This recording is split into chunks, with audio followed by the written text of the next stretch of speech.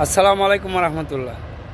আজকে বেশ কয়েকদিন যাবৎ বাংলাদেশের সাথে প্রবাসীদের যোগাযোগ বন্ধ। প্রবাসীরা প্রায় পাগলের মতো হয়ে গেছে। অনেকে না ঘুমিয়ে না খেয়ে দেশের টেনশন এবং যে পরিবারের টেনশন, দেশে কি হচ্ছে, দেশের মানুষ কীরকম আছে, এই যে মিডিয়াগুলো কয়েকদিন যাবৎ তাদের সম্প্রচার বন্ধ রেখেছে। আমরা যারা প্রবাসে আছি আমরা প্রায় পাগলের মতো হয়ে গেছি দেশের কোনো তথ্য না পাওয়ার কারণে। আসলে সত্যিকারের দেশপ্রেমিক হচ্ছে প্রবাসীরা, কারণ প্রবাসীরা তাদের মনে কোনো ধরনের কোনো হিংসা বা বিদ্বেষ কোনো কিছু নেই। সত্যিকার অর্থে দেশপ্রেম রয়েছে প্রবাসীদের মধ্যে।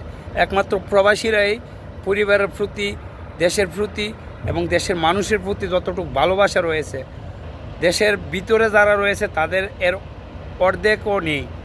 কারণ প্রবাসীরা, বিশেষ করে আমি এই পর্যন্ত প্রায় আজকে 4 থেকে 5 দিনের ভিতরে অসংখ্য মেসেজ এবং আমার যারা সাবস্ক্রাইবার রয়েছে তারা অসংখ্যবার আমার সাথে যোগাযোগ করার চেষ্টা করেছে যে ভাই কোনো তথ্য আছে কি না, ভাই কোনো তথ্য পাইছেন কি না।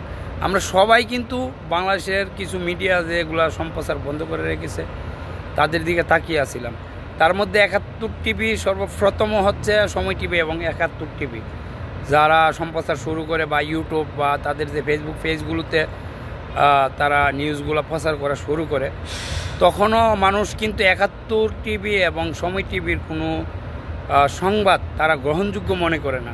আমি জানি না দেশের মানুষ কীভাবে নেই, তবে আমরা যারা প্রবাসে রয়েছি আমরা 71 টেলিভিশন এবং সময় টেলিভিশনের সংবাদ গ্রহণযোগ্য মনে করি না।